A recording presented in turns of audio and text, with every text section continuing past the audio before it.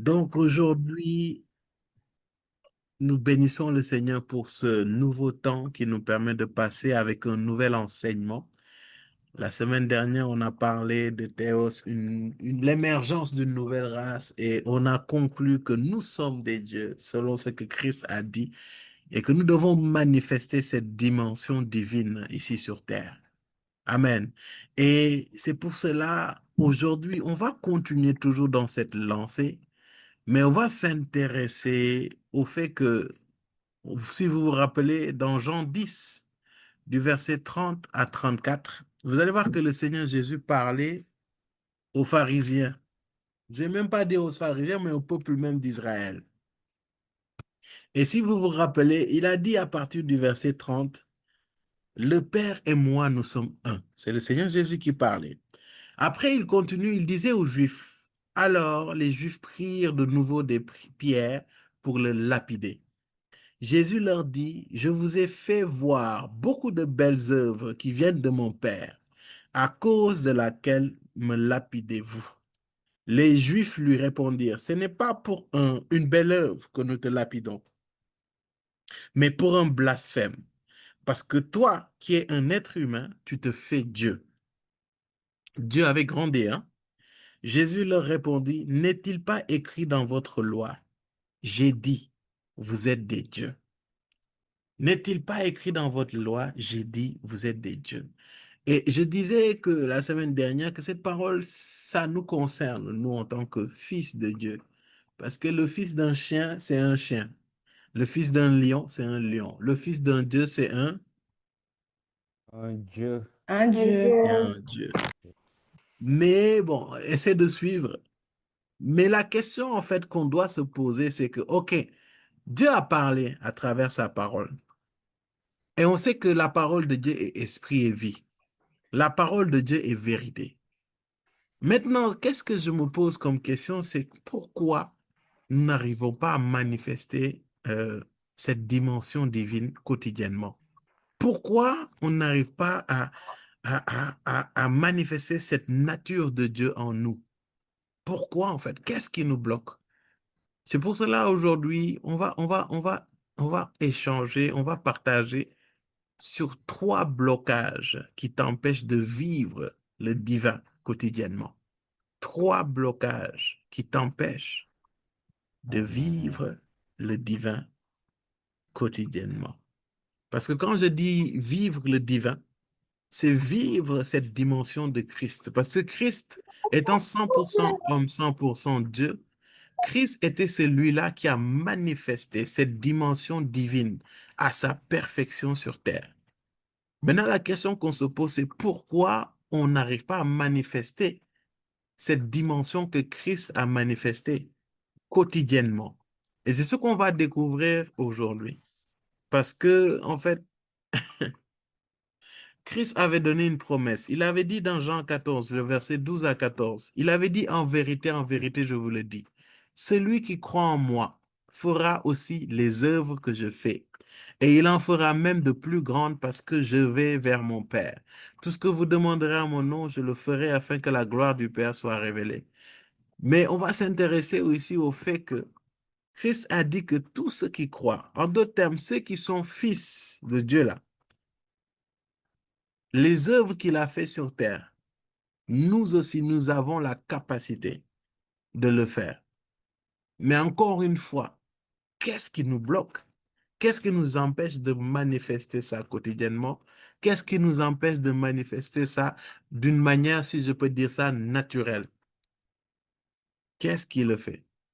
Et aujourd'hui, on va prendre trois blocages. Ça ne veut pas dire que ça représente tout, mais quand même, ça regroupe une bonne partie de des choses qui nous bloquent pour manifester cette dimension divine dans notre vie.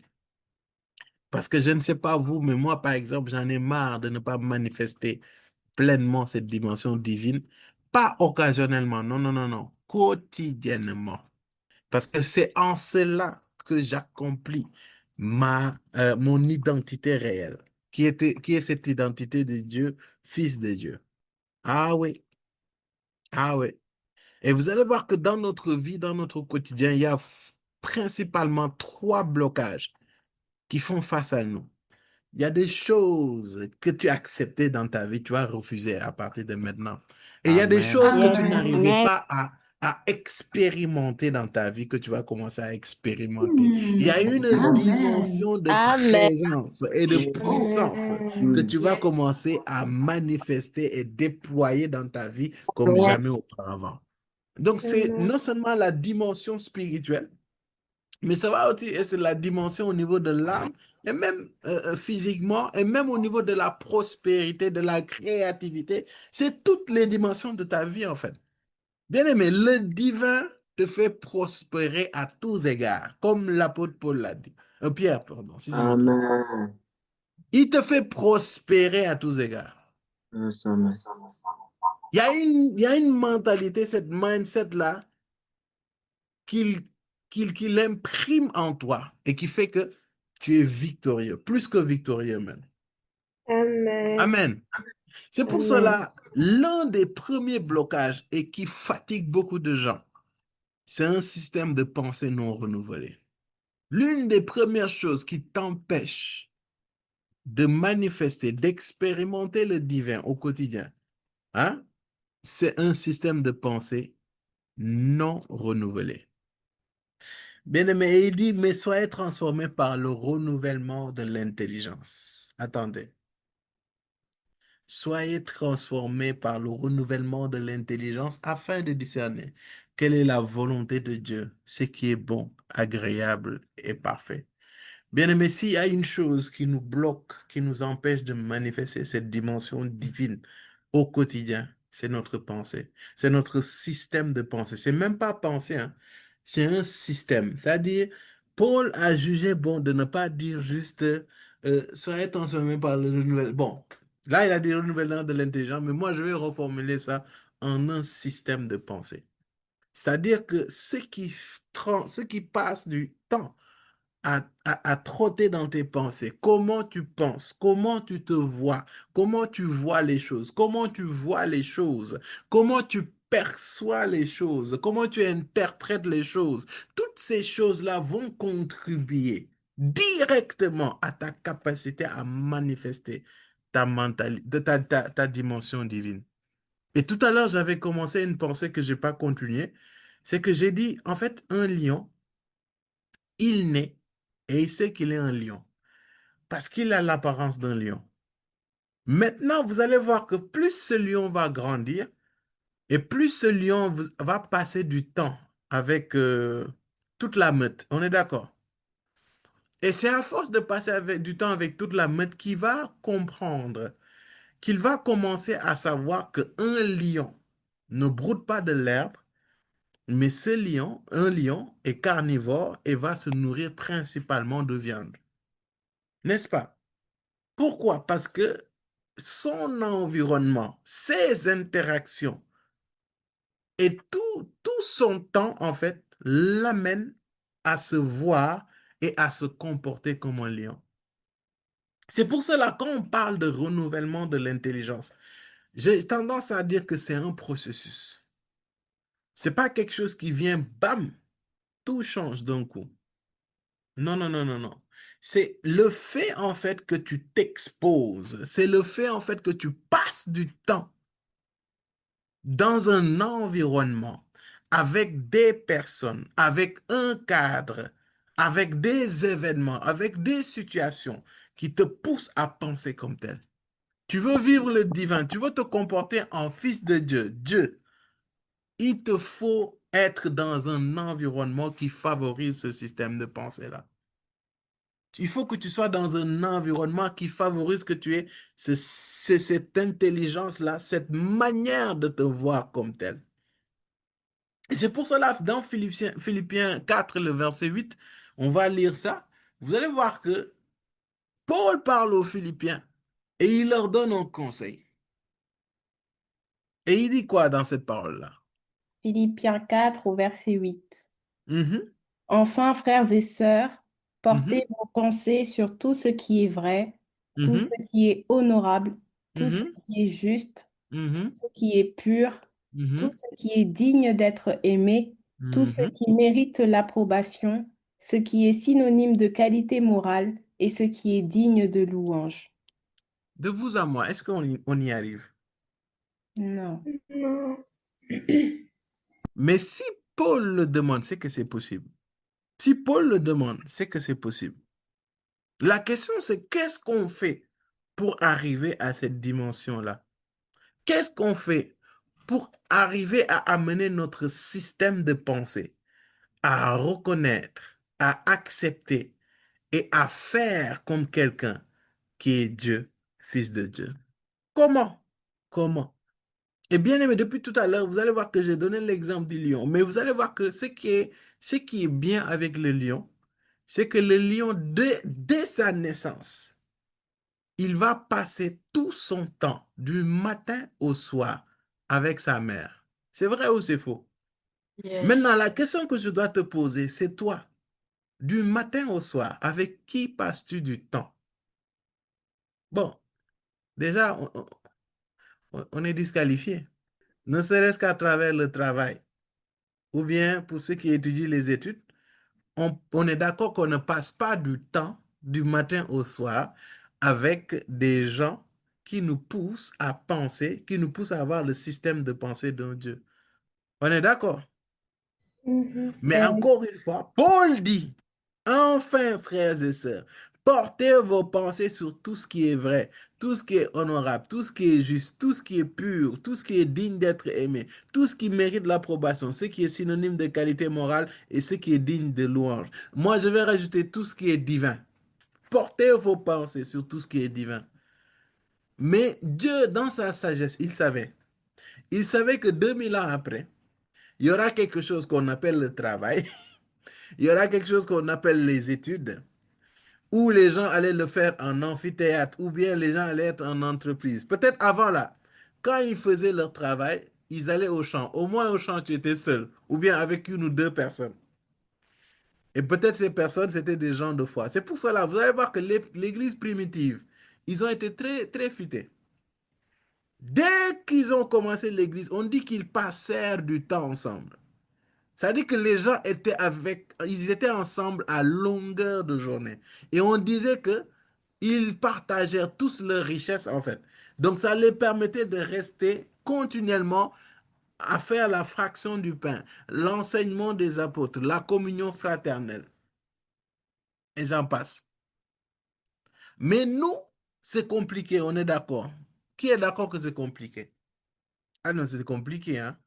D'avoir non seulement ce système de pensée, mais de côtoyer, d'être dans un environnement qui favorise cela. Mais bon, je ne vais pas te donner d'excuses aujourd'hui pour ne pas avoir une vie divine. Ah non, non, non, non, non. Toi-même, tu sais. Toi et moi savons. Et tu sais, Dieu, il est tellement bon. C'est lui qui a fait le premier contre Uno de la vie. C'est lui le premier. C'est parce qu'il le savait qu'il nous a envoyé le Saint-Esprit. Et il dit que vous ne serez pas orphelins. Et si vous voyez, Jésus parle comme si une maman partait et laissait ses enfants. Il leur a dit non, je vous enverrai le Saint-Esprit. Et effectivement, qui est d'accord que le Saint-Esprit est avec lui toute la journée? Même quand tu dors, il est avec toi. De toi à moi, tes collègues, tu te les coltines jusqu'à Yes. 17h, 18h, à la limite 19h. On est d'accord. Mais mon gars, le Saint-Esprit, tu es avec lui all day long and all night long. Et c'est ce que le Seigneur a voulu faire. Et vous allez voir que le Seigneur maintenant, il veut qu'on soit en contact continu avec le Saint-Esprit. Maintenant, il y a quelque chose que j'ai tendance à dire et que je vais redire ici encore une fois. C'est que le problème, c'est que nous, c'est pas que le Saint-Esprit, il part, il revient. Bien-aimé, dès que tu as donné ta vie à Christ, tu as le Saint-Esprit en toi. Après, tu es rempli du Saint-Esprit.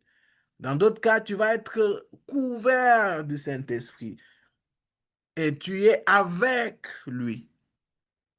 Maintenant, le problème, c'est pas sa présence. C'est pas ça qui fait qu'on n'arrive pas à manifester cette dimension divine. Notre problème, en fait, c'est notre conscience de sa présence dans notre vie. dans la journée. C'est une question de conscience. Et vous allez voir que ta capacité à manifester ta dimension divine, plus tu manifestes ta dimension... Bon, non, je vais prendre ça dans l'autre sens. Plus tu es conscient de la présence du Saint-Esprit en toi et avec toi, plus tu favorises ta capacité à manifester ta dimension divine. Et même dans cette conscience, si vous me le permettez, je peux aller encore plus en profondeur. Parce qu'il y a, vous pouvez être conscient que je suis dans la maison. Je peux être conscient que je suis dans la maison. Je peux être conscient que Cindy est dans la maison. Vaguement. Mais je peux être conscient que Cindy est exactement dans l'autre chambre. Et ça fait une différence. Rappelez-vous quand on était enfant et qu'on nous demandait d'aller faire la sieste.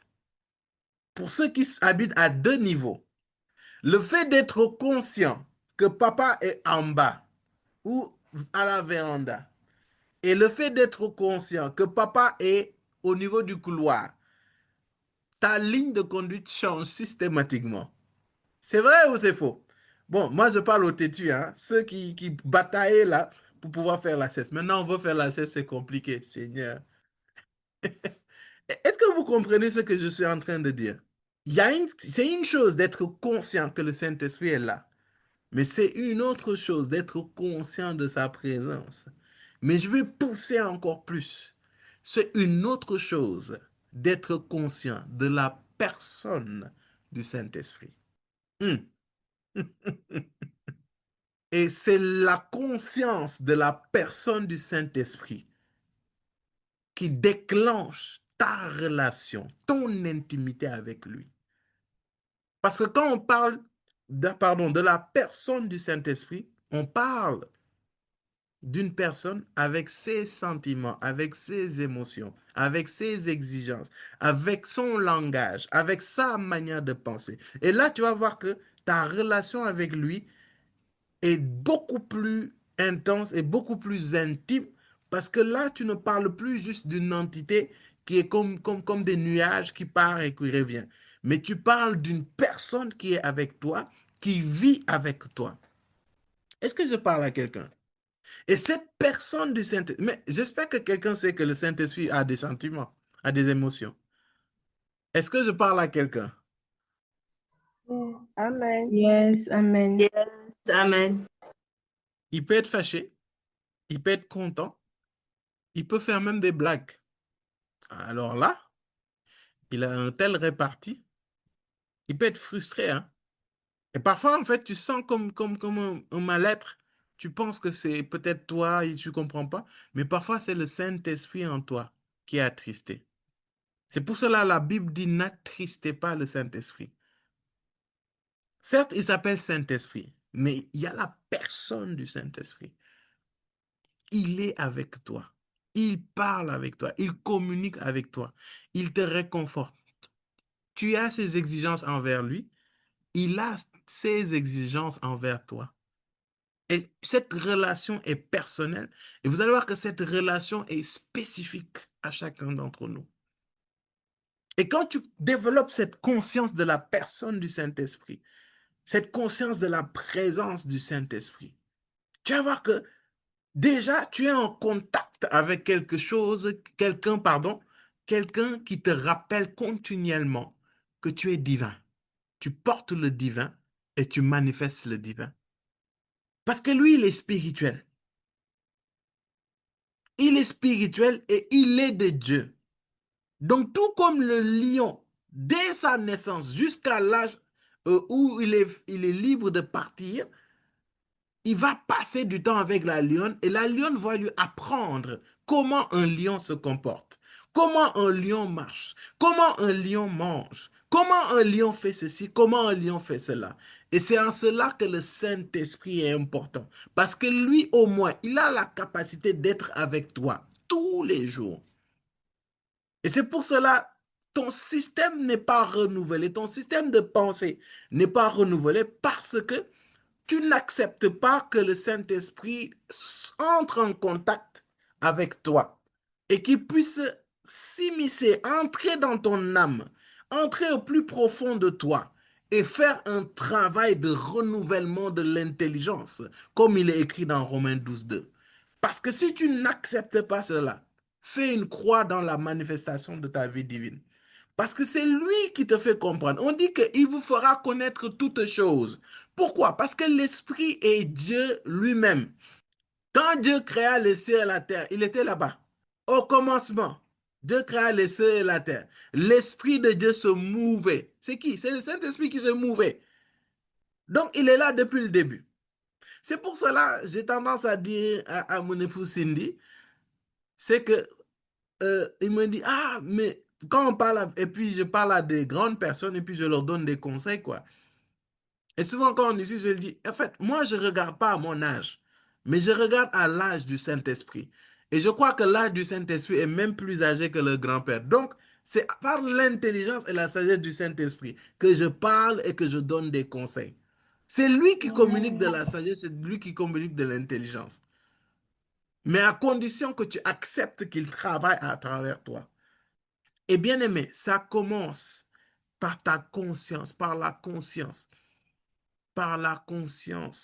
que le Saint-Esprit est en toi quotidiennement. Tu as la capacité de lui parler à longueur de journée. Bien aimé, et en cela tu pries, hein. Cet exercice est à faire. C'est pas facile. Parce que dès que parfois les dossiers sont en pile là, ou bien tu es focus sur quelque chose, tu oublies qu'il est là.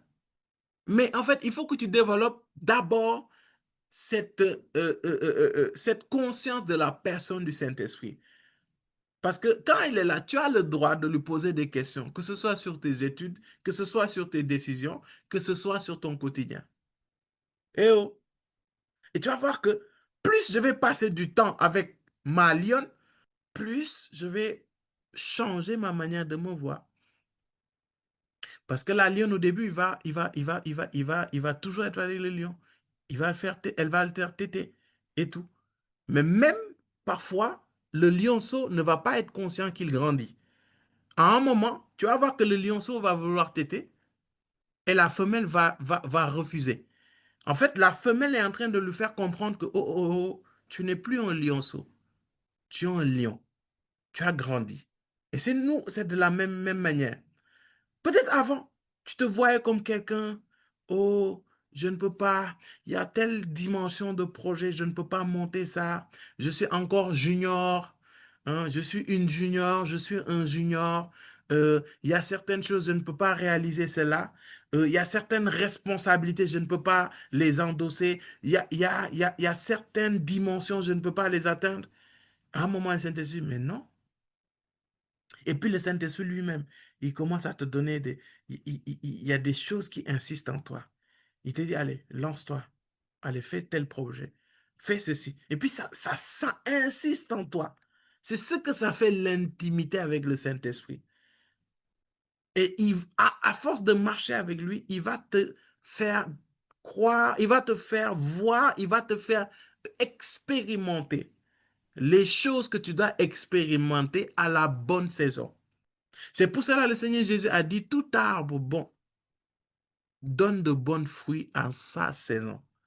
Et ça, c'est possible que lorsque tu marches avec le Saint-Esprit. C'est impossible de donner du bon fruit en la bonne saison sans le Saint-Esprit. Pourquoi? Parce que si tu ne connais pas la saison dans laquelle tu es, tu ne peux pas fournir l'effort, tu ne peux pas fournir, pardon, poser les actes qu'il faut pour justement porter du fruit. Est-ce que je parle à quelqu'un? Tu ne peux pas manifester cette dimension divine tant que le Saint-Esprit ne travaille pas avec ta mentalité. Et il va le faire de par votre relation, mais aussi il va le faire à travers la parole de Dieu. Ça, c'est important. Donc, il y a cette dimension d'intimité, il y a cette dimension de relation, mais il y a cette dimension où il va utiliser aussi la parole de Dieu pour venir mettre ça dans ton cœur. Mais pour cela, il faut que tu passes aussi du temps dans la parole de Dieu. Mais pour aujourd'hui, je ne vais pas développer dans ce sens-là. Bien-aimé, tu as besoin que tes pensées soient renouvelées. Et tu as besoin que ton intelligence soit renouvelée. Tu sais pourquoi? Je te donne ce passage-là dans Proverbe 21, verset 2, qui dit, toutes les voies d'un homme sont droites à ses yeux, mais celui qui évalue les cœurs, c'est l'Éternel. Toutes les voies d'un homme sont droites à ses yeux, mais celui qui évalue les cœurs, c'est l'Éternel. Bien-aimé, qui de vous là?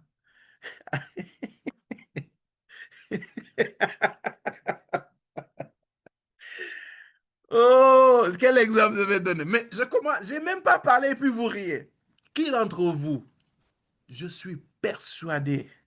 Non, 21, ouais, c'est bon. Je suis persuadé que c'est le bon. Oh non, c'est le bon. Il me respecte. Surtout mes sisters, il me donne de l'attention. Il fait attention à moi. Oh, la dernière fois, il m'a amené des fleurs. Il m'a dit, tu sais, et il m'a amené jusqu'à la porte. Il m'a ouvert. Que des choses mondaines. Moi, c'est comme ça que je discerne que là, c'est pété. Mais bon, tu sais, avec l'amour, tu peux pas dire que c'est. Non, tu sais, il m'a dit, hein? Non, ça, cette phrase-là, je vais pas dire ça, sinon ça va tuer des sœurs ici. Je vais me taire. Eh, Seigneur, je jette.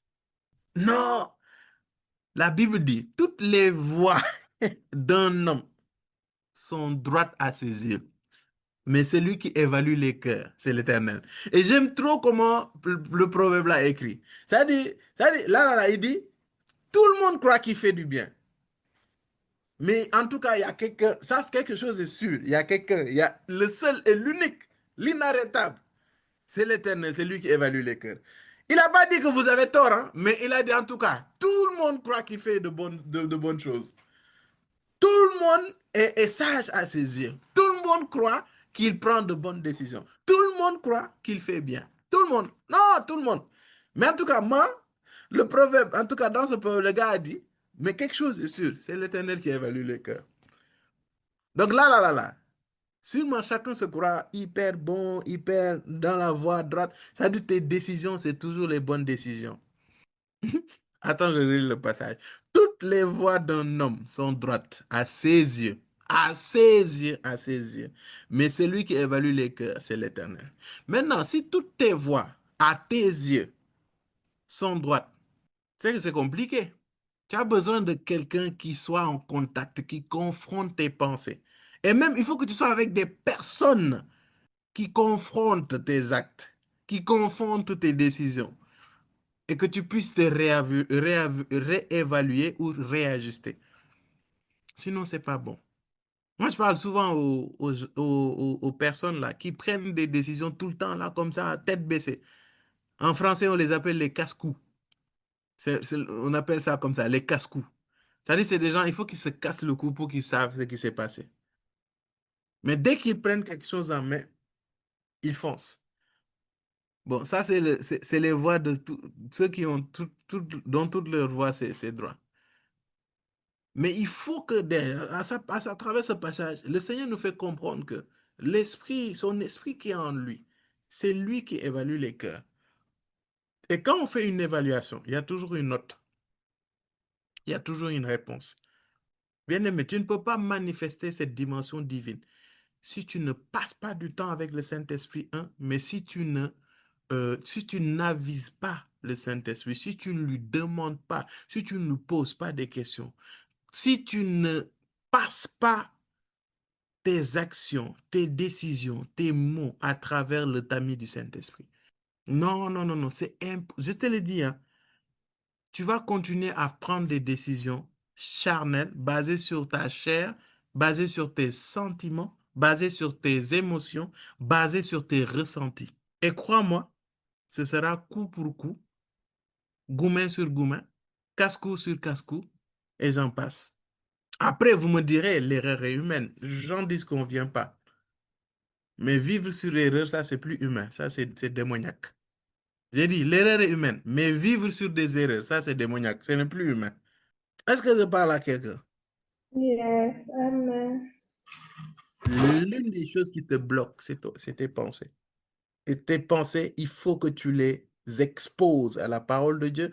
Il faut que tu les confrontes avec le Saint-Esprit. Et c'est là où il va te pousser, il va t'amener à manifester les choses de Dieu. À manifester les choses de Dieu. C'est important. Et ça, tu peux le faire même dans les moindres choses. Même dans les moindres choses. Amen. Développe ta conscience de sa personne et laisse-lui plus de place. Tu sais, le Saint-Esprit, quand tu ne l'invites pas, il ne vient pas. Tant que tu vas inviter tes émotions vont faire des dégâts. On n'est pas des robots, c'est vrai, on est humain. Mais il faut que tu commences à considérer plus le poids, l'importance du Saint-Esprit dans tout ce que tu fais.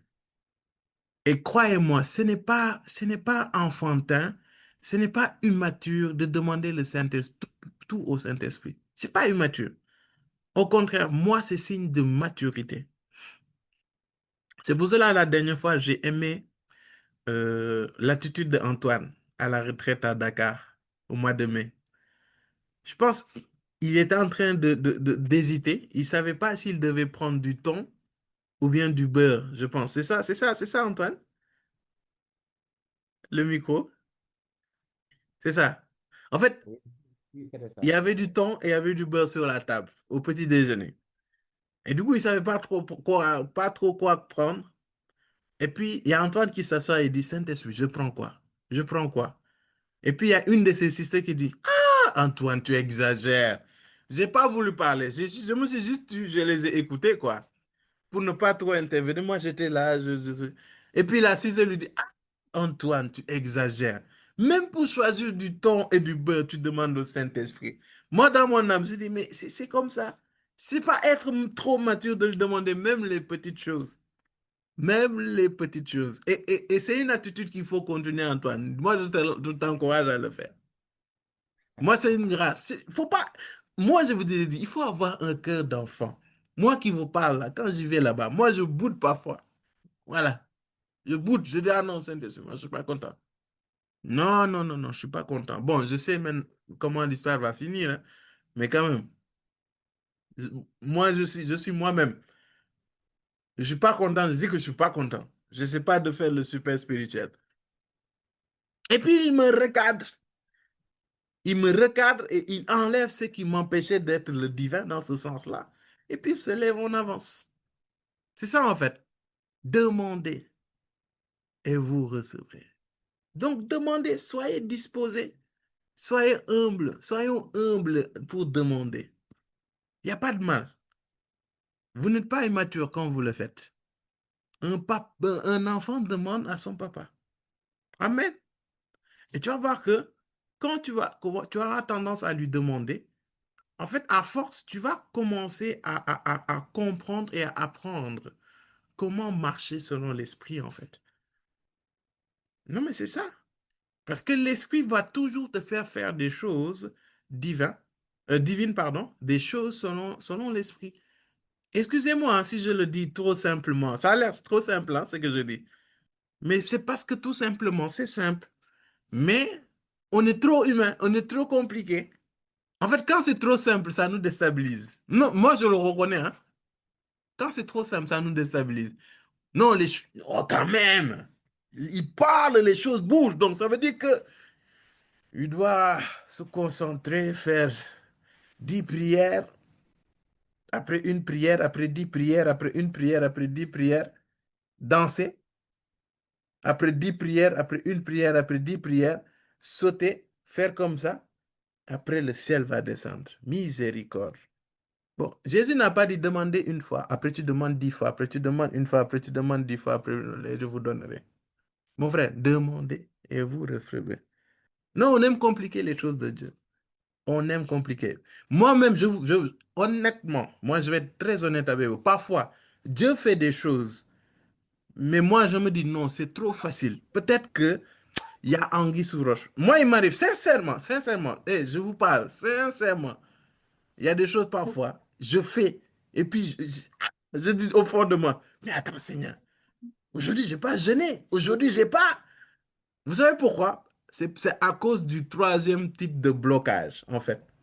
Et ça, tant que vous n'allez pas enlever ça, ça va nous fatiguer.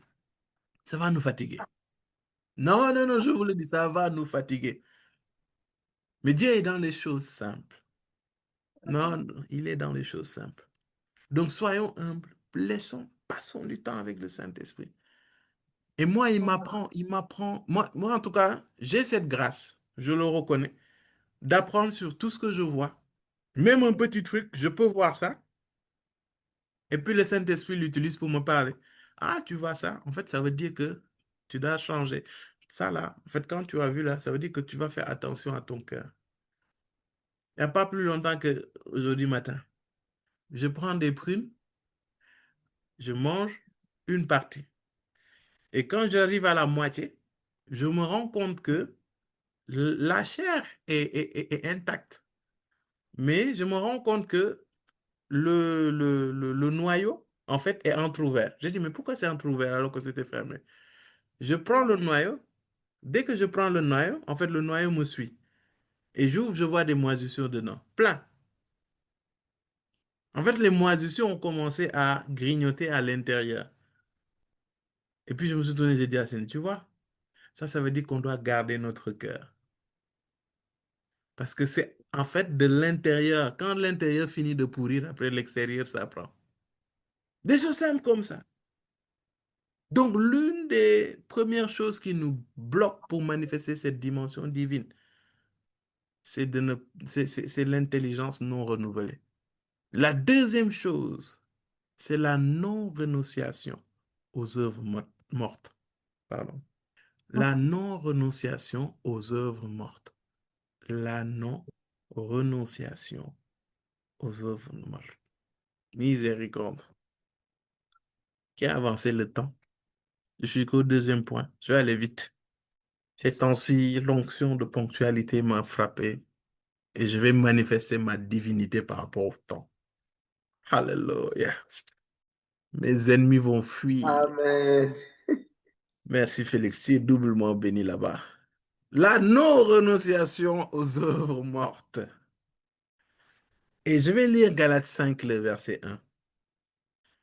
Galates 5, verset 1, vous allez voir qu'il est écrit, c'est pour la liberté que Christ nous a affranchis. Tenez donc ferme dans cette liberté et ne vous placez pas de nouveau sous la contrainte d'un esclavage.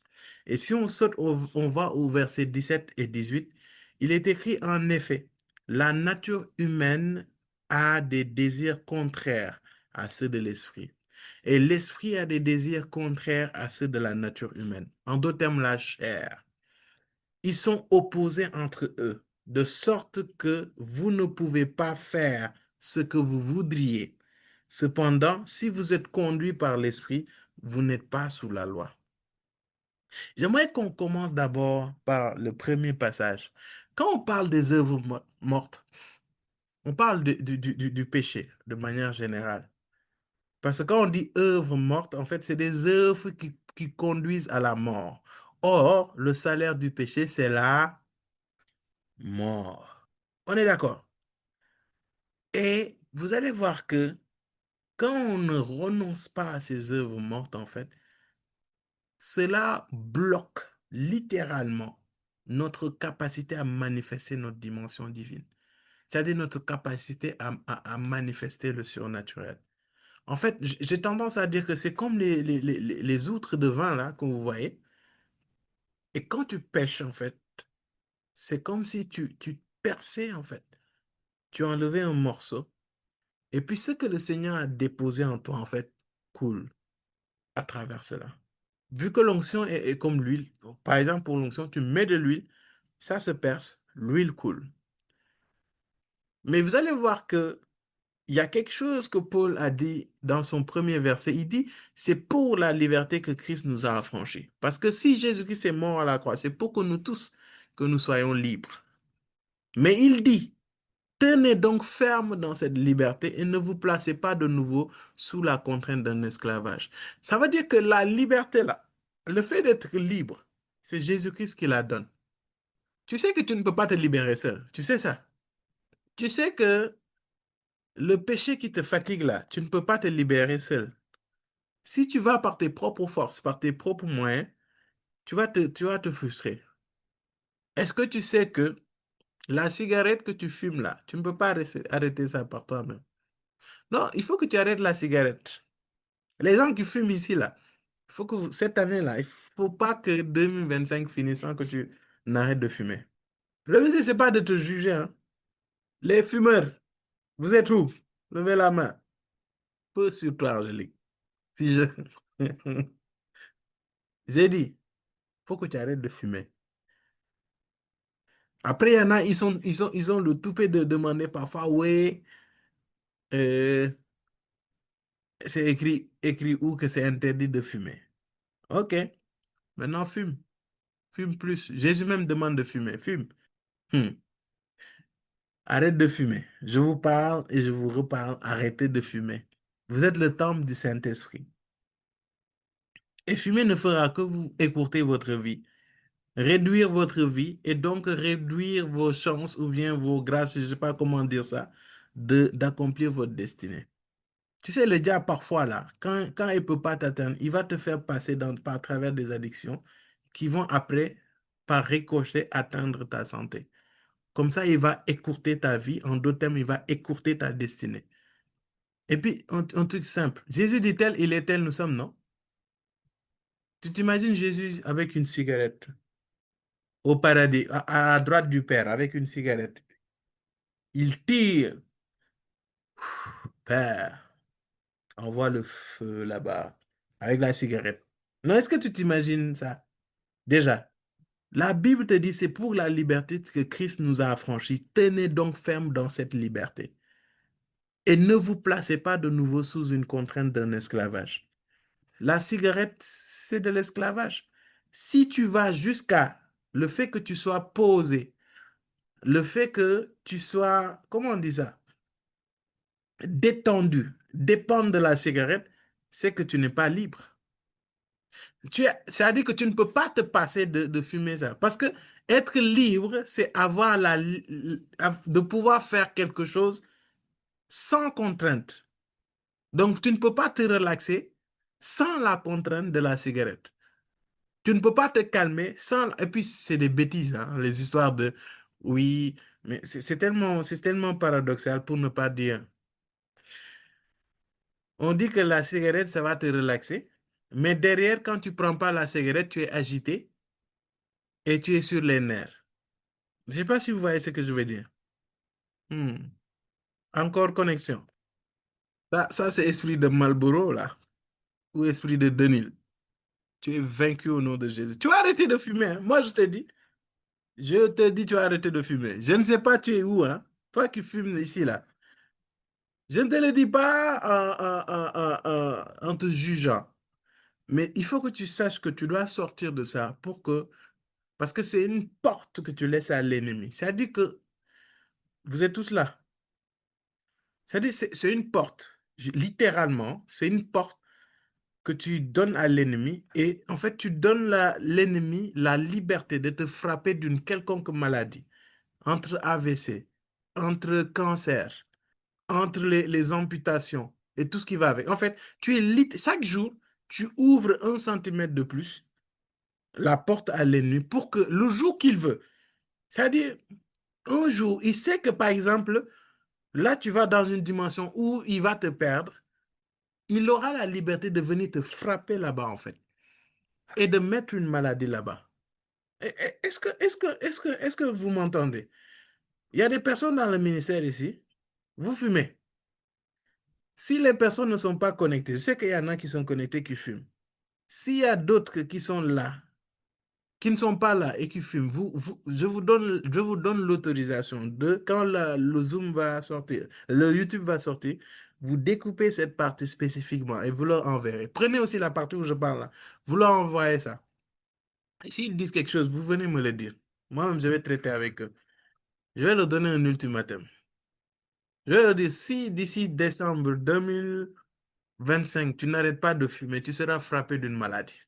C'est-à-dire, je vois la flèche de la maladie vient, je prends mon onction, je soulève, ça passe. Ça te frappe. Non, de toute façon, là, tout ce qui va prendre là pour te faire sortir fumée de ta bouche, on dirait des dragons. Tout ça, là, faut laisser. Vous savez, la Bible, on dit le dragon ancien. Le dragon ancien ou bien le serpent ancien, c'est le diable.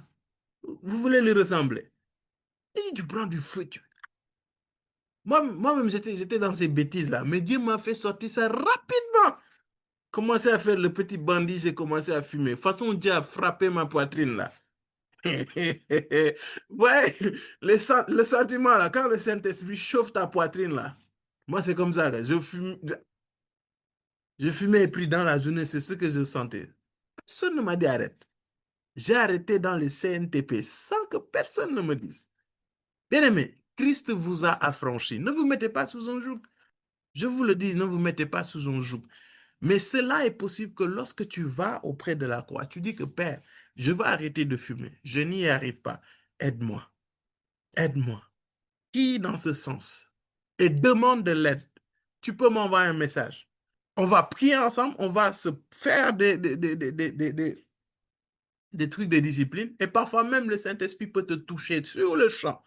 Tu as le dégoût de la cigarette. J'ai vu des gens comme ça. Ils ont donné leur vie à Jésus. Ils ont eu systématiquement le dégoût de la cigarette. Ils ont arrêté.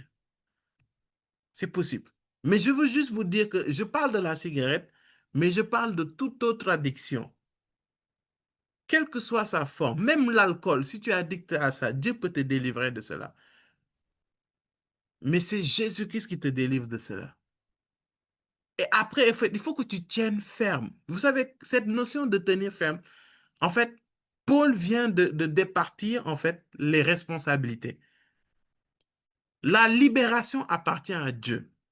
Mais le fait de tenir ferme à cette liberté nous appartient. Et quand on dit de tenir ferme, en fait, ça revient à prendre la ferme décision et de te donner corps et âme pour que tu gardes cette liberté-là. Est-ce qu'on se comprend?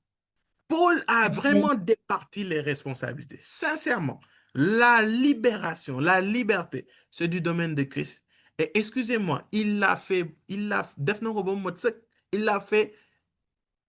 à 100%, voire même 1000% à la croix. Maintenant, notre responsabilité, c'est de tenir ferme dans cette liberté-là. Et il dit, et ne vous placez pas de nouveau sous la contrainte. Ça veut dire que quand tu tiens ferme, c'est une décision que tu prends et tu te donnes les moyens de les respecter. Mais il dit aussi de ne pas se mettre de nouveau sous la contrainte d'un esclavage. Ça veut dire quoi? Ça veut dire que non seulement tu as pris la ferme décision, mais tout ce qui t'amène à tomber dans ça, il faut que tu sortes de ça. Il faut que tu évites cela. Frère, tu ne veux pas être délivré, par exemple, de la masturbation, et puis tu passes à longueur de journée à parler avec les filles, avec des messages qui font allusion au sexe, quoi. Ou bien tu passes du temps, souvent, euh, dans des comptes privés d'hommes ou de femmes qui font que ça attise ta convoitise, en fait. Est-ce que vous voyez ce que je veux dire? Si tu sais que tu es vulnérable à certaines choses, ça veut dire qu'il il y a une certaine heure de la nuit, n'utilise plus ton téléphone, n'amène plus le téléphone aux toilettes. Il y a plein d'exemples comme ça, en fait. Ça veut dire qu'il y a la dimension spirituelle. Le Seigneur Jésus s'en est écouté. Maintenant, tu vas te mettre sous lui. Il va te donner. Le reste, c'est une question aussi de ferme décision et de te couper de l'environnement, en fait, qui va te pousser à le faire. L'autre chose qui va vous choquer, par rapport au fait de ne pas se mettre sous le joug sous le joug de l'esclavage, c'est le manque de pardon. Tu sais que si tu ne pardonnes pas quelqu'un, tu es esclave. Est-ce que tu le savais? C'est une question que je te pose. Si tu ne savais pas, dis oui. Je ne savais pas. Ceux qui n'arrivent pas à pardonner sont esclaves. Parce que tu n'arrives pas à avoir la paix du cœur. Tu n'es pas libre d'avoir un cœur léger. Et c'est souvent le manque de pardon est un moyen aussi pour te mettre sous l'esclavage d'une maladie. Et étonnamment, dernièrement, oh mon Dieu, j'ai suivi plusieurs personnes qui ont des maladies très bizarres, très, très, très bizarre. Et quand je faisais les entretiens avec eux, je me rends compte que, en fait, quasi eux tous, c'est le manque de pardon. Quand je creusais avec le Saint-Esprit, je discutais avec eux, ce qui ressortait souvent, c'est le manque de pardon. Surtout, il y avait une fille, j'ai prié pour elle. Elle est tombée 2 ou 3 fois. Et puis, je lui ai dit, je vais faire un suivi. Elle avait même vomi, elle a reçu une délivrance euh, extraordinaire. Je lui ai dit, je fais une suivi. Après, bon, je suis allé au Sénégal, je reviens. Elle me dit oui, que là, la douleur est revenue parce que c'était parti. La douleur est revenue. Je dis, ah, ok.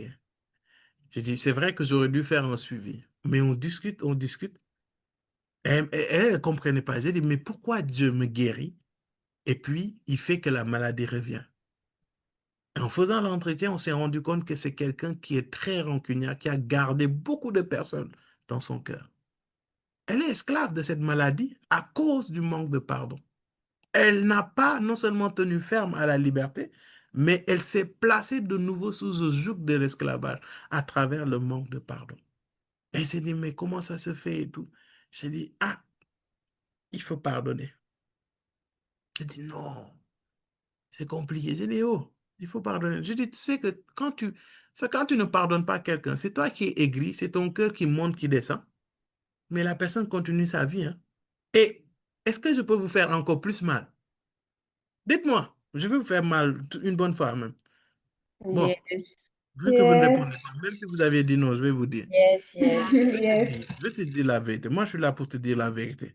Dieu n'est pas obligé de punir toutes les personnes qui t'ont fait du mal. Oui, Dieu, et je le répète encore une fois, Dieu n'est pas obligé de punir toutes les personnes qui t'ont fait du mal. Toi-même, avec tes gros yeux là, tu as eu à faire du mal à des gens. Dieu t'a pardonné, oui ou non? Eh, là, vous parlez plus. Ouvrez vos micros et parlez-moi. Yes. Tout Yes. à l'heure, vous avez dit Yes. non. Yes. Tu as fait du mal à des gens, oui ou non? Yes. Même en étant chrétien né de nouveau, tu as fait du mal à des personnes, oui ou non? Yes. Oui. Dieu t'a puni. Non. Non. Et Non. alors, les rancuniers et rancunières là, je vous vois. Le pardon est divin, mais le pardon te fait plus de bien toi qu'à une autre personne. Parce que alors que tu es là, ton cœur est en train de faire mal, tu es lourd ou tu es lourde, la personne est en train de continuer sa vie, hein. C'est Dieu qui décide s'il va le toucher ou pas. C'est pour cela, libère ton cœur. Tu risques d'attirer des maladies inutiles dans ta vie. Inutiles, inutiles. La petite, c'est comme ça. J'ai prié pour elle. La maladie est partie et la maladie est revenue. Et là même, elle est obligée de faire une opération. Et en parlant, je dis, je suis convaincu dans mon esprit que si tu avais libéré ton cœur, la première fois que j'avais prié pour toi, on n'allait pas te toucher pour une opération. Après, elle me dit, non, est-ce que je fais l'opération? J'ai dit, tiens, va faire l'opération. Dieu va quand même te guérir, mais pardonne. Elle s'est mise sous son joug. Elle a fait elle a suivi les désirs de sa nature propre, les œuvres de la chair. Parmi les œuvres de la chair, il y a les querelles. Oui, la personne m'a fait du mal. La personne m'a fait du mal.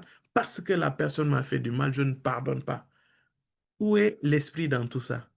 Excuse-moi, hein, du mal, on va t'en faire. Mieux vaut tu fais comme ton grand frère, 100% homme, 100% Dieu, Jésus-Christ. Il savait qu'il allait aller au séjour des morts.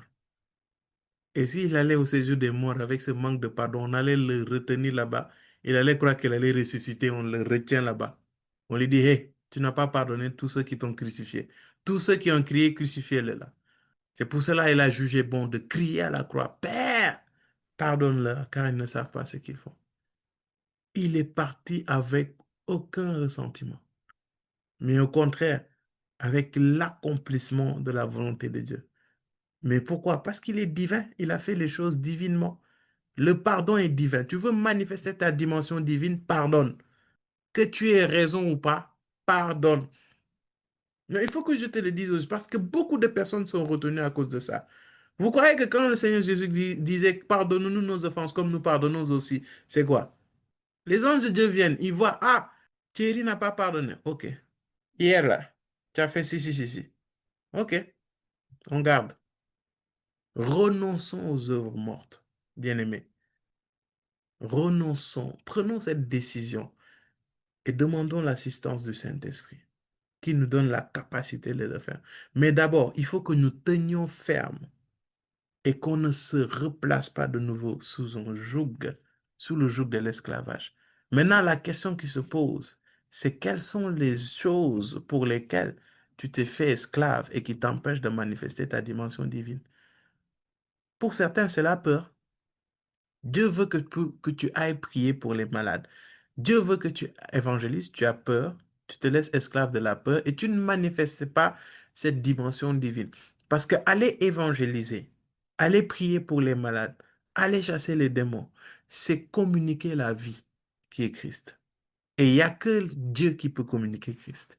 Mais parce que tu as peur, parce que tu es paresseux, parce que tu es égoïste, parce que tu es ceci, parce que tu es cela, tu ne le fais pas. Tu trouves des excuses encore et encore et tu ne manifestes pas Christ. Donc, tu rates une occasion de manifester ta dimension divine. Tu parles et les choses arrivent. Il n'y a qu'un Dieu qui puisse faire ça, hein. Tu déclares et des choses arrivent. Pars, ça part. Monte, ça monte. Descends, ça descend. Assis-toi, ça s'assoit. Sors, ça sort. Guéris-toi, ça se guérit. Père, nous déclarons que ça se guérit. Et la vie se communique. Ouf, et les personnes sont guéries. Il n'y a que Dieu qui fait ça. Ça nous rappelle Genèse, que la lumière soit et la lumière fut. Tu as ça en toi, bien-aimé. Tu as ça. Tu as cette dimension divine en toi. Mais le problème, c'est que tu as des entraves dans ton cœur qui t'empêchent de le manifester. Christ l'a dit. Vous ferez les œuvres que j'ai faites et même de plus grandes. My God. Jésus-Christ dit, et n'oubliez pas que le Seigneur Jésus a dit, qui a dit ça? Mince. Jean ou Luc? Bref, il a dit que si on devait noter tout ce que le Seigneur Jésus-Christ a fait, tous les livres du monde là ne suffiraient, le monde ne suffirait pas pour tenir tous ces livres. Et ce même Jésus dit que si on croit en lui, nous ferons les œuvres qu'il a fait et même de plus grandes. Ce qui veut dire que tout est accompli là. Ça là, c'est accompli dans ta vie. Mais c'est ces obstacles qui se heurtent à toi et qui font que tu ne manifestes pas. Tu entends des voix, tu es trop jeune, tu es trop timide. Les âmes en face sont dures, hein. Le Sénégal est une terre hostile à l'évangile, hein. Les gens ne m'écoutent pas.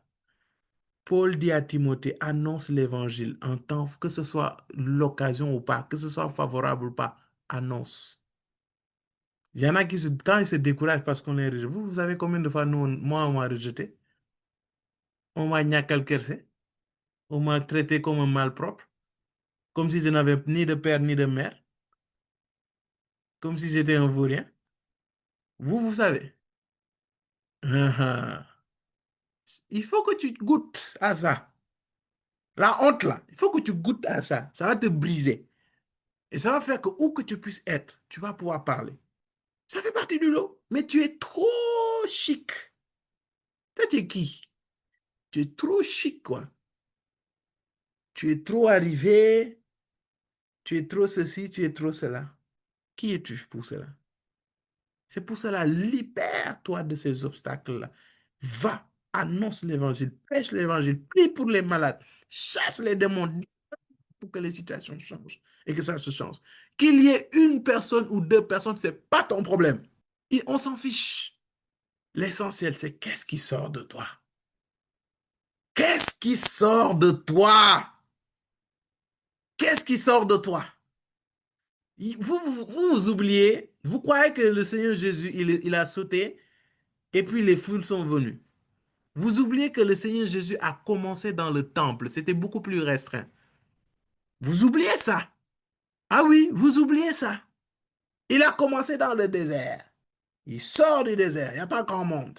Les premières personnes, la première foule qu'il a pu évangéliser et qu'il a gagné, c'était une famille. Et dans cette famille, il n'a pas gagné toute la famille. Il a gagné deux frères pécheurs.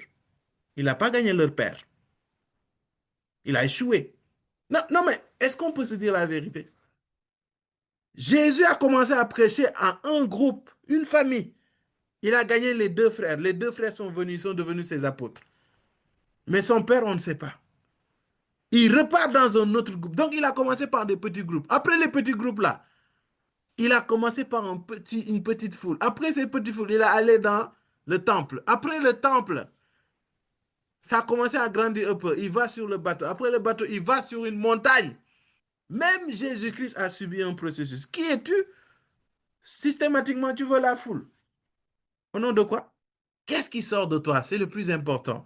Et par ricochet, avant de dire qu'est-ce qui sort de toi, le plus important, d'abord, c'est ce que le Seigneur a investi en toi. C'est ça le plus important. Et que rien ne te fasse douter de ce que le Seigneur a déposé en toi.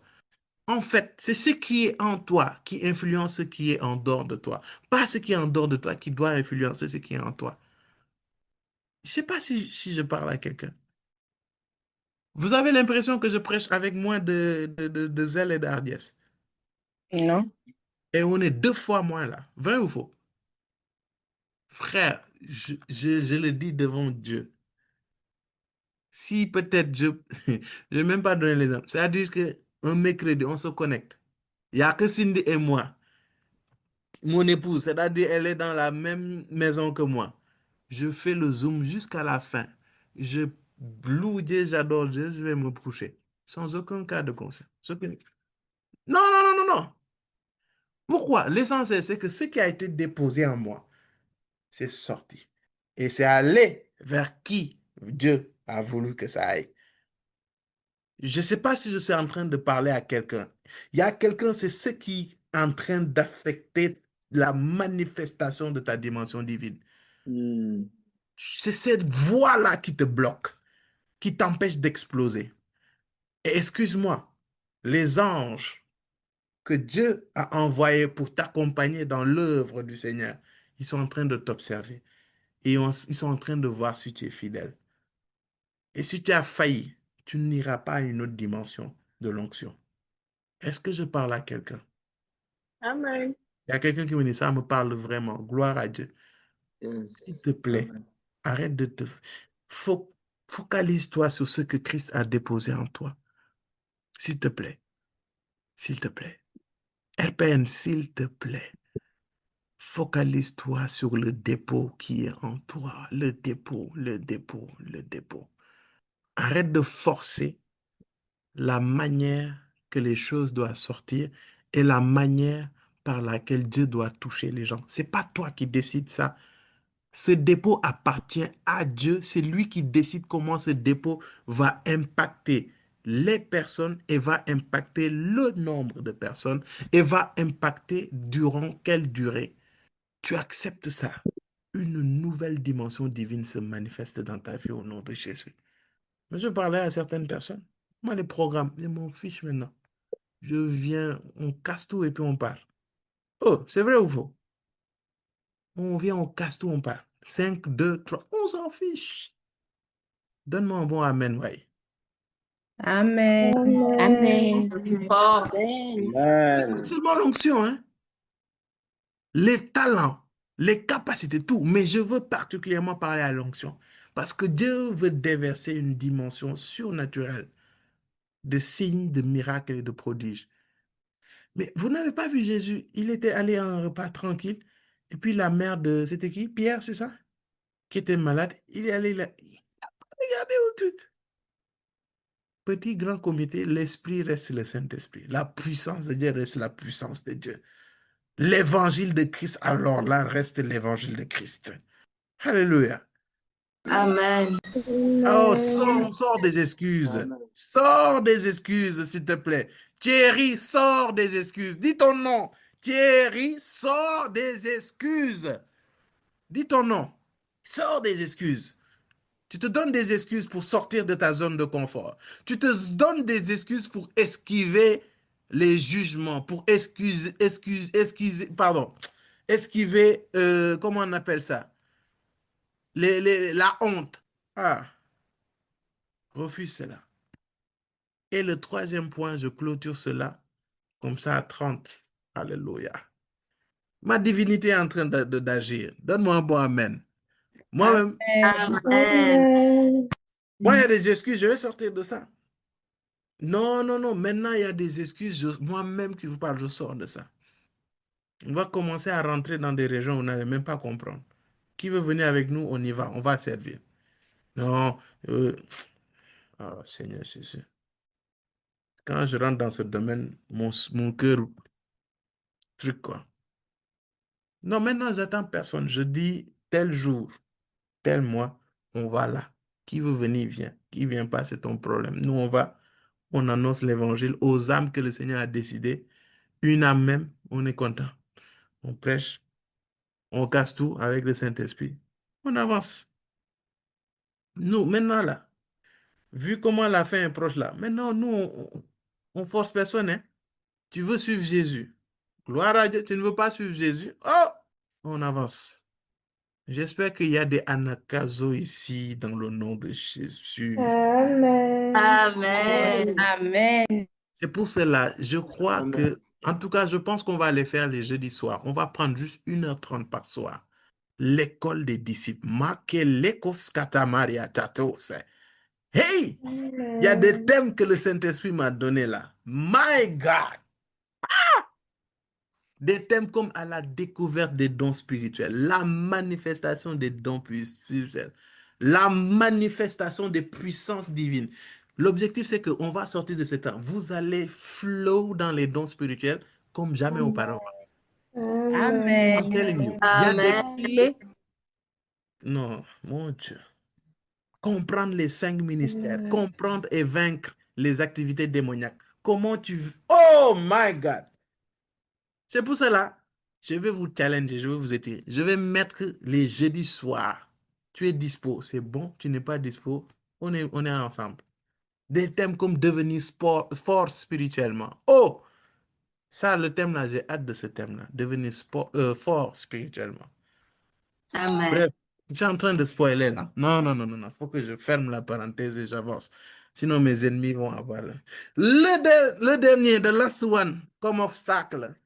Ça dit que quand on sort de cette école des disciples, hmm, non, ça dit, non, il faut que, ils sont où les intercessions, l'intercession là.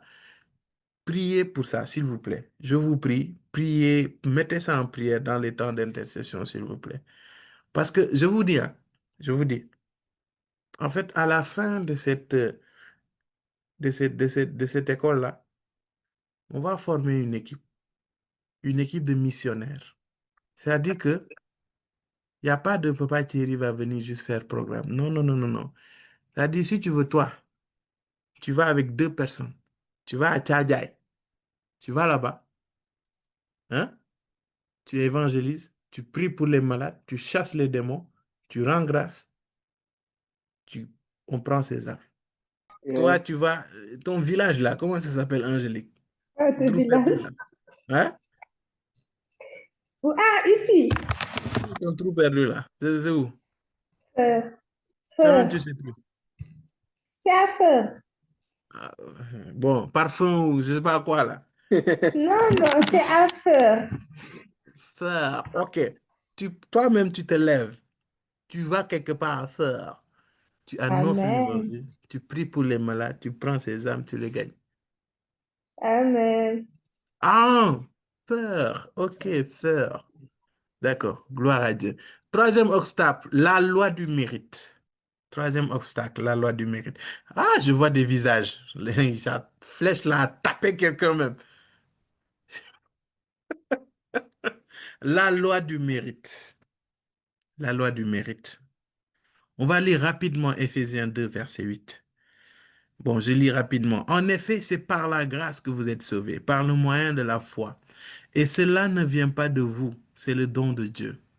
Ce n'est pas par les œuvres afin que personne ne puisse se vanter. En réalité, c'est lui qui nous a fait. Nous avons été créés en Jésus-Christ pour des œuvres bonnes que Dieu a préparées d'avance afin que nous les pratiquions. Et l'autre passage, c'est 1 Samuel 15, 22 qui dit, l'Éternel trouve-t-il autant de plaisir dans les holocaustes et les sacrifices que dans l'obéissance à sa voix? Non, l'obéissance vaut mieux que les sacrifices. Et l'écoute attentive vaut mieux que la graisse des béliers. La loi du mérite est un tueur de la manifestation divine dans ta vie. Est-ce que la loi du mérite, c'est, on a encore du mal à se dire que c'est pas parce qu'on fait ça que Dieu va manifester ça. Dieu va d'abord manifester ça parce que tu as la foi qu'il va le faire et que tu as un cœur disposé, un cœur obéissant. On a toujours cette culture de l'effort. C'est vrai, on doit payer le prix. Mais excuse-moi, hein, si tu jeûnes 40 jours et que Dieu ne t'a pas demandé ça, tu vas jeûner 40 jours, tu finis, tu vas juste perdre du poids et puis c'est tout. Ah oui, oui, oui, oui. Il faut que tu comprennes d'abord que c'est Dieu qui fait. Il y a des choses, c'est pour cela que je vous dis tout à l'heure, il y a des choses, moi, Dieu le fait facilement. Parfois, ça me trouble. Je dis, mais attends, Seigneur, je ne me suis pas disposé pendant des heures. Je n'ai pas jeûné pendant je ne sais pas combien de temps. Et pourtant, tu as fait ceci, cela, ceci d'une manière déconcertante. Ça ne vous arrive pas. Ça ne vous est pas arrivé. C'est-à-dire, et vous allez remarquer que souvent, ça va souvent provoquer en vous un sentiment que, waouh, Dieu est vraiment grâce, hein. Waouh. Pourtant, je n'ai rien fait pour expérimenter ça. Je n'ai rien pour expérimenter ça. Je n'ai rien dit pour expérimenter ça. Mais pourquoi Dieu fait ça? C'est la grâce, en fait. Et tant que tu ne vas pas sortir de cette culture, ou pardon, de cette loi du mérite-là, ça va faire que cette dimension divine va se bloquer. Ce qu'on doit exercer, c'est notre foi. Même par rapport à l'évangélisation, exerce ta foi. Bien aimé, il y a certains miracles, il y a certaines guérisons. Je ne les ai pas expérimentées juste comme ça. Ça a commencé parce que j'ai eu foi en Dieu qui peut faire. Et il a commencé par des maux de tête. Il a commencé par ceci, il a commencé par cela. Et après, il a continué. Ma foi a grandi. Il continue. Dieu, non, je ne vais pas parler de ça ici. Je vais parler de ça à l'école des disciples. Par rapport au don de guérison. Qu'est-ce qui active le don de guérison? Non, je ne vais pas parler de ça ici. Je ne vais pas parler de ça ici. Marcos, Non, donne-moi. non, non, non, non, non. Tiens, non, non, non. Dieu va chercher certains éléments pour déverser son don de guérison. C'est son don de guérison. Don des guérisons. Déjà, il faut savoir que c'est le don des guérisons, pas le don de guérison. C'est-à-dire, Dieu te donne le don de guérir des maladies. Il faut que je le sache. Le même Dieu qui guérit les rhumes, c'est ce même Dieu qui guérit les cancers. Mais tu vas voir qu'il y a des ingrédients parfois qui vont faillir et qui font que la manifestation de la guérison n'est pas la même. Mais cette culture-là du mérite, il faut qu'on bannisse ça et qu'on se cache derrière la grâce de Dieu, derrière la croix du Christ, en fait, les bien-aimés. C'est important. C'est-à-dire que chaque action que tu fais, chaque décision que tu prends, chaque prière que tu fais, chaque parole que tu sors, que tu puisses te cacher derrière la grâce de Dieu, que tu puisses avoir l'humilité de reconnaître la grâce de Dieu dans ce que tu fais. Tu évangélises. C'est pas parce que tu as jeûné 12 jours et 12 nuits que l'évangélisation va être extraordinaire. Ça va d'abord dépendre de ta capacité à obéir. Non seulement à discerner la volonté de Dieu, mais à obéir à sa volonté d'abord. Et c'est vrai que si tu as entendu, il t'a donné la directive de jeûner 12 jours, c'est dans cette obéissance-là. Après, il y a d'autres principes divins, bien sûr, qui entrent en jeu. Mais tous ces principes divins vont être activés sur la base de l'obéissance. Et c'est très important. Donc, voici vraiment ces trois obstacles que j'ai donnés assez rapidement. Système de pensée non renouvelé, non-renonciation aux œuvres mortes, la loi du mérite. Bon, vous allez constater que je donne les obstacles, mais je donne en même temps l'attitude à avoir, en fait.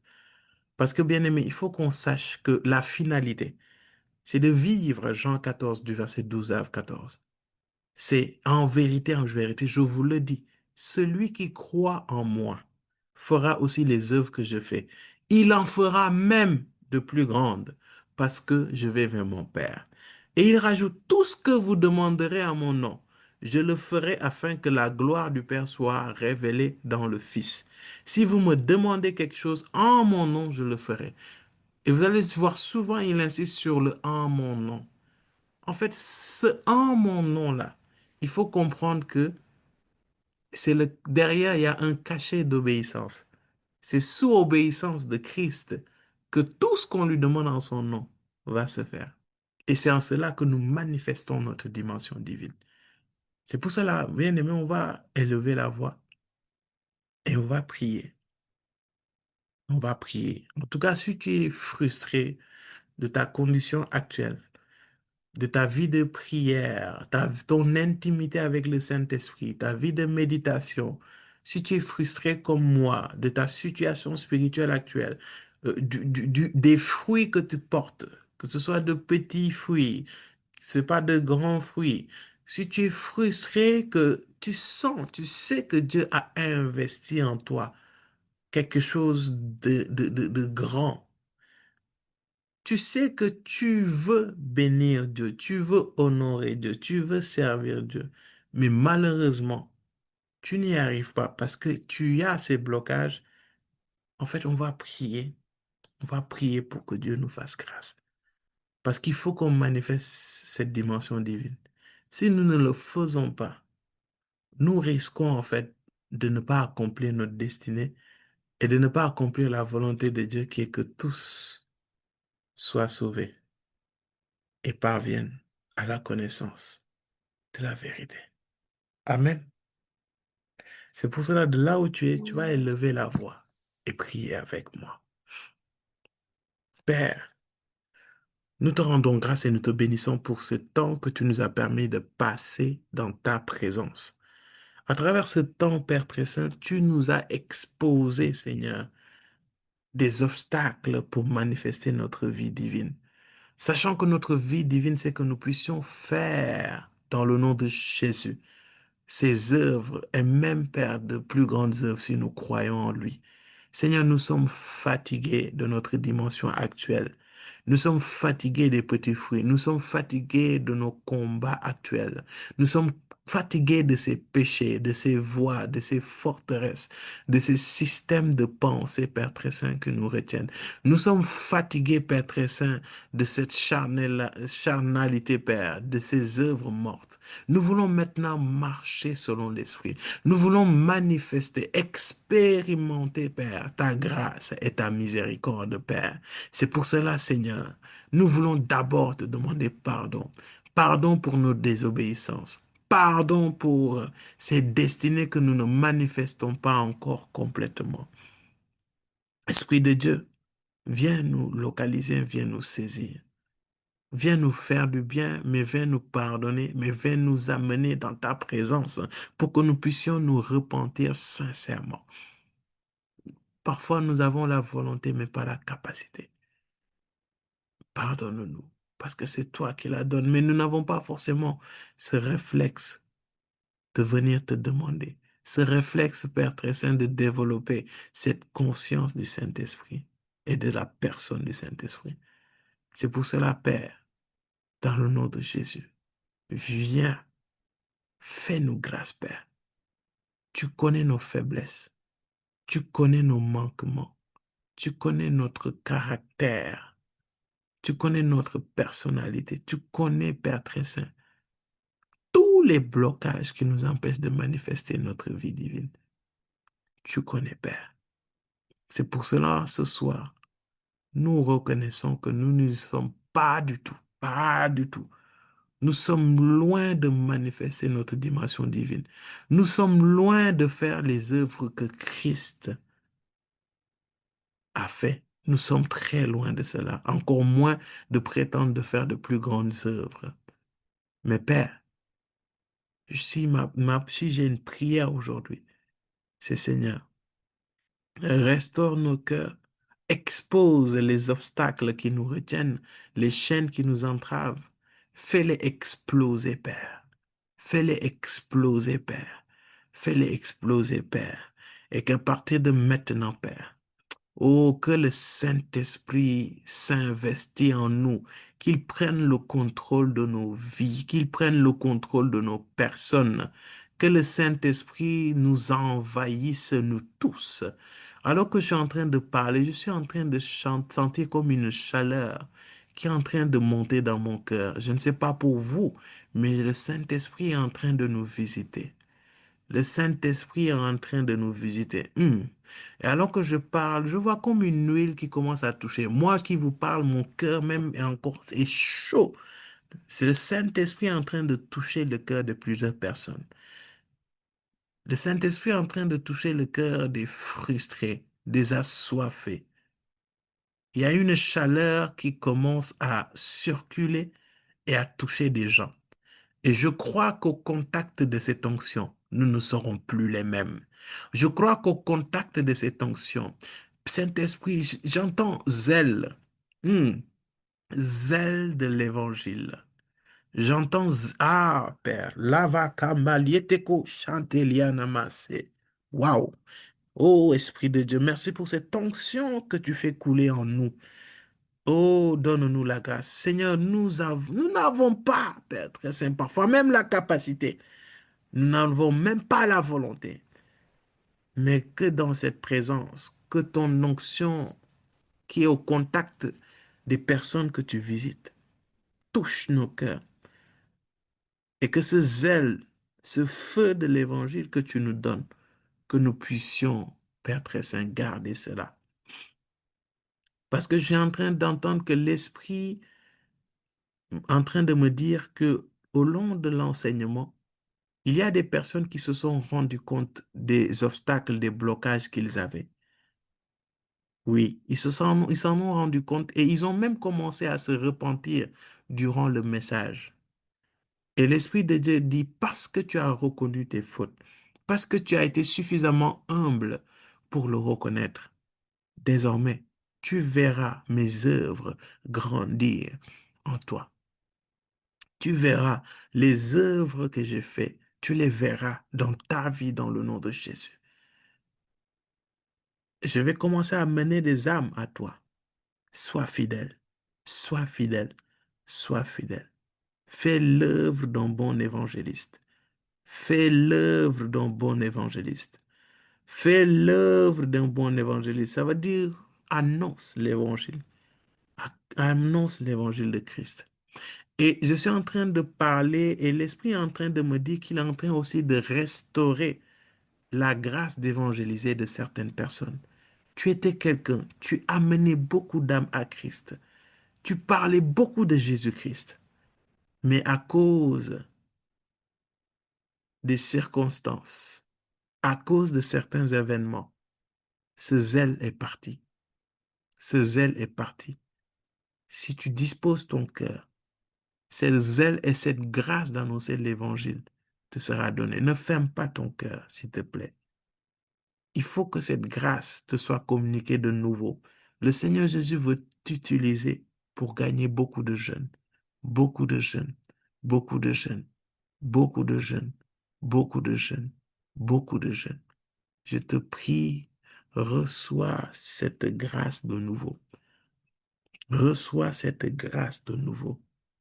Que ces blessures que tu as eues et qui t'avaient découragé, que ces blessures que tu as eues et qui avaient refroidi ce zèle de l'évangile, reçois-les dans le nom de Jésus. Ô Père, nous sommes dans ta présence. Le feu est en train de s'intensifier. Je sens une forte chaleur. Et je comprends que Seigneur, tu vas travailler nos cœurs. Je te supplie, Père, sors-nous de la culture des excuses. Qu'on sorte des excuses. Qu'on sorte de notre zone de confort. Donne-nous le fardeau des âmes. Restaure le fardeau des âmes. Et qu'on se mette en action. Qu'on se mette en action, Père.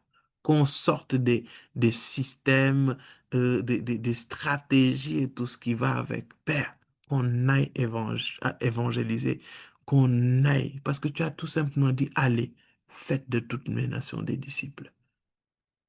Donc, donne-nous cette grâce du disciple-là. Mais donne-nous cette grâce de gagner les âmes, de gagner des âmes et de faire d'eux des disciples, Père. Marata konteliana machente. Yes, Lord. Ah, alors que je suis en train de parler, j'entends intercesseur.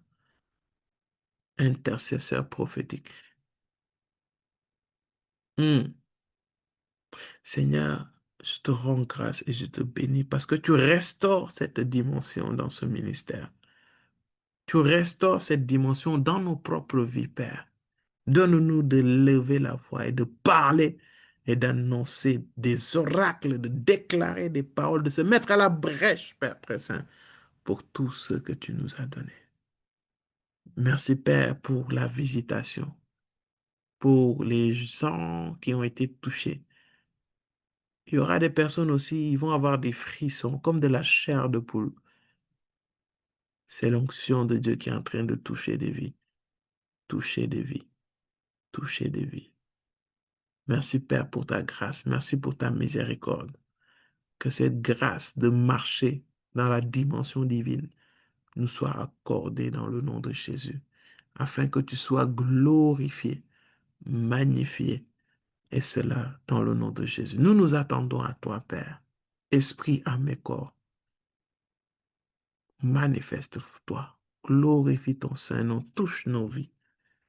Touche nos vies, Père. Renouvelle nos forces. Donne-nous ce zèle pour ta gloire dans le nom de Jésus. Pour ta gloire dans le nom de Jésus. Pour ta gloire dans le nom de Jésus. Merci, Père, pour ta grâce. Merci pour ta miséricorde. Nous recevons ce que tu nous as donné. Et par-dessus tout, donne-nous la grâce. Donne-nous la grâce, donne-nous la grâce, donne-nous la grâce d'entretenir ce que tu as déposé en nous. Et c'est là dans le nom de Jésus. Amen. Amen. Amen.